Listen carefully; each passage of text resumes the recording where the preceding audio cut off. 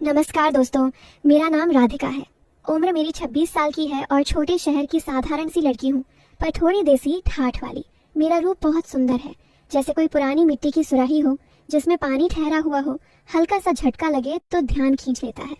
Salwar suit पहनकर जब चलती हूँ तो चाल की लचक अपने आप दिखती है, और जब हल्की हवा चलती है तो दुपट्टा सरकता है और मन में उत्साह बढ़ जाता है। पर मैं ऐसी नहीं हूँ जो किसी की तरफ देखती फिरूं, बस अपने शौहर के लिए ही सजती संवरती हूँ।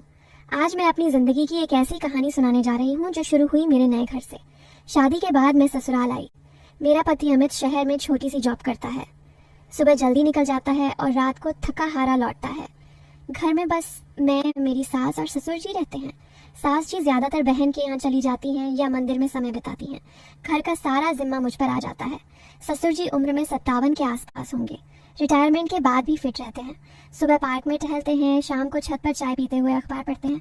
बहुत शांत और समझदार लगते हैं, पर उनकी बातों में कभी कभी एक अजीब सी गहराई होती है, जैसे कुछ कह रहे हों और कुछ और मतलब छिपा हो। एक सुबह की बात है, मैं नाश्ता बना रही थी। ससुर जी आए और बोले, बेटी आज पराठे में थोड़ा ज्यादा घी डाल देना, मन कर रहा है कुछ मलाईदार और गर्म चीज का। मैं हल्के से मुस्कुराई, सोचा नॉर्मल बात है, पर उनकी आंखों में एक चमक थी जो मुझे थोड़ा बेचैन कर गई। फिर वो किचन के पास खड़े होकर बोले, तुम्हारे हाथों का जादू अलग है, जो भी बनाओ वो दिल को छू जाता है। जैसे तुम्हारी उंगलियां छूती हैं तो सब कुछ मीठा हो जाता है। मैं शर्मा गई, सोचा तारीफ है या कुछ और। चुपचाप नाश्ता परोस दिया। वो खाते हुए बोले, राधिका जैसी बहू मिलना सौभाग्य की बात है। अमित सच में लकी है।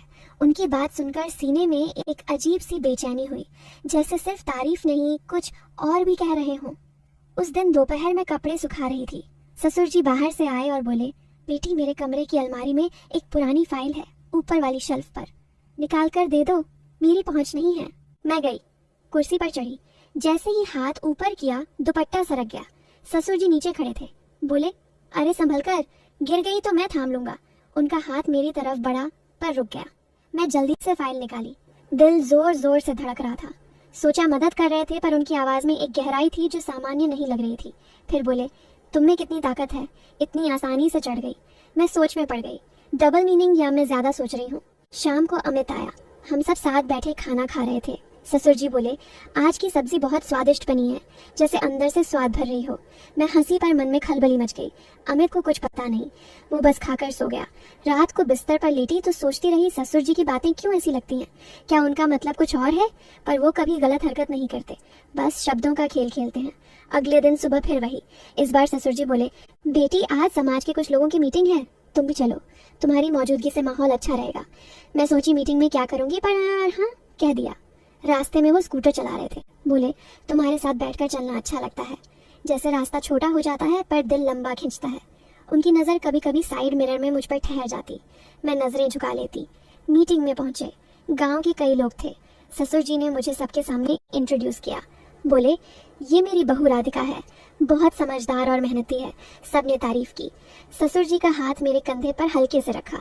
बोले, आज तुम्हारी वजह से मीटिंग में अलग ही रौनक है, तुम्हारी मौजूदगी सबको छू रही है। उनकी बात में फिर वही गहराई लगी। मीटिंग गांव के पुराने तालाब की सफाई के बारे में थी।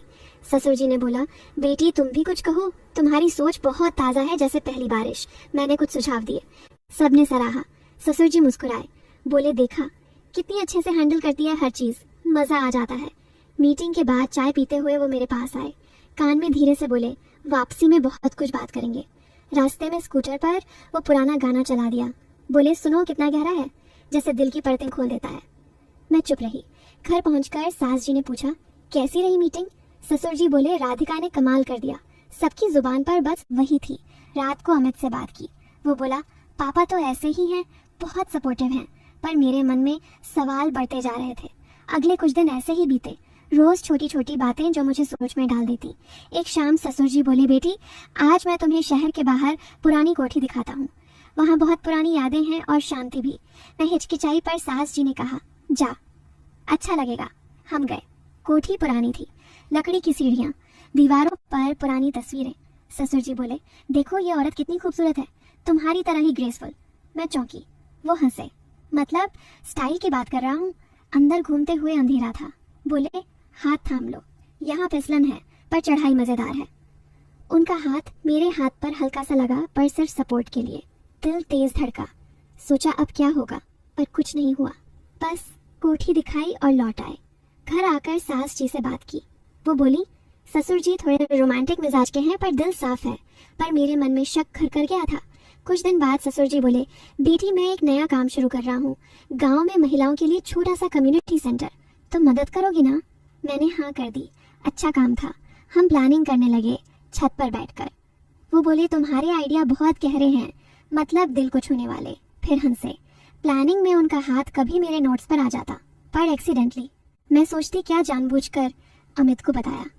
वो बोला, पापा ओपन माइंडेड हैं, कुछ नहीं सोचना, पर मुझे लगता कुछ तो है। एक दिन प्लानिंग में बोले, तुम्हारे साथ काम करना जैसे कोई राज शेयर करना, बहुत एक्साइटमेंट रहता है। मैं शर्मा गई, सोचने लगी ये कहाँ जाएगा, लेकिन अभी तक कुछ हुआ नहीं, बस इशारे। धीरे धीरे दिन बीतते गए। ससुर जी की बातें और नजदीक लगने लगी। एक दिन बोले, तुम्हारी हंसी कितनी प्यारी है, जैसे कोई मधुर स्वाद आ रहा हो। मैं चौंकी। वो बोले, मतलब तुम्हारी बनाई चाय की बात कर रहा हूँ। ऐसे ही सस्पेंस बनाए रखा, लगता है कुछ होने वाला है पर होता नहीं। कम्युनिटी सेंटर का काम तेजी से चला। हम रोज मिलते, छत पर बैठकर बातें करते। ससुर जी बोले, तुम्हारे सुझाव बहुत परफेक्ट हैं, जैसे कोई चीज बिल्कुल फिट बैठ गई हो। मैं हंसी पर मन में उथल पुथल मची। एक दिन साइट पर गए। बोले, यहाँ खड़े होकर देखो कितना खुला स्पेस है, तुम्हारी तरह वाइड सोच। वो मेरे पास आए। बोले, सावधान, यहाँ ईंट पड़ी है, मैं सपोर्ट दूं। उनका हाथ मेरी तरफ गया पर छुआ नहीं। मैं पीछे हटी। वो मुस्कुराए।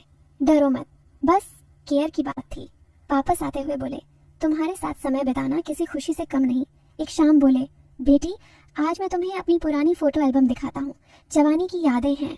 उनके कमरे में गए। वो दिखाने लगे, देखो ये लड़की कितनी क्लोज थी, कितनी डीप बातें होती थी। मैं असहज हुई, लगता इशारा कर रहे हैं। फिर बोले, तुम भी कुछ बताओ, क्लोजनेस बढ़ती है। मैंने हल्की बात कही।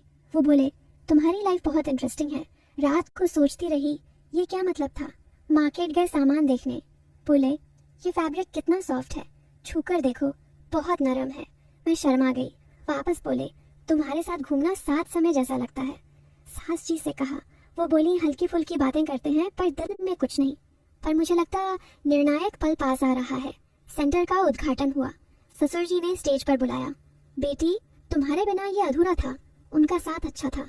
उस रात मैंने सोचा अगर कुछ गलत हुआ तो साफ मना कर दूंगी। सस्पेंस बना रहा। उद्घाटन के बाद पार्टी थी। ससुर जी मुझे अलग ले गए। बोले, अब समय आ गया है कुछ स्पेशल बताने का। दिल जोर से धड़का। सोचा यही पल है। मैं तैयार थी जवाब देने को, पर वो बोले, राधिका तुम्हें पता है मैं इतने इशारे क्यों करता था? क्योंकि मैं तुम्हें परख रहा था। मैं हैरान। परखना? वो हंसे। हाँ, आजकल समाज में बहुत कुछ चलता है। मैं देखना चाहता था कि तुम कितनी मजबूत हो, कितनी समझदार। मेरी बातें जानबूझकर ऐसी रखी ताकि तुम सीखो कैसे ऐसे लोगों को हैंडल करना है। कुछ गलत होने नहीं दिया, बस सस्पेंस बनाए रखा ताकि तुम तैयार रहो। मैं स्तब्ध रह गई। पर क्यों? वो बोले, क्योंकि मैं चुपके से गांव में महिलाओं को अवेयरनेस सिखाता हूँ, सेल्फ रेस्पेक्ट एंड सेफ्टी के बारे में। तुम्हारी ये जर्नी अब दूसरों के लिए मिसाल बनेगी। सब साफ हो गया। कोई गलत इरादा नहीं था, बस एक सबक। रात को अमित को बताया। वो हंसा। पापा तो ऐसे ही सरप्राइज देते हैं। सास जी बोली, अब समझ आई ना? मैं खुश हुई। स्टोरी का अंत अच्छा था। लोग सोचते रहेंगे कुछ होने वाला था, पर असल में ये जागरूकता की कहानी थी। सीख मिली कि इशारों से सावधान रहो पर जल्दी जज मत करो। और हाँ, सेंटर अब चल रहा है जहाँ मैं क्लासेस लेती हूँ। धन्यवाद इतना धैर्य रखने के लिए दोस्तों। अगली कहानी में मिलते हैं कुछ और गहरा और सच्चा। तब तक अपना ख्याल रखना।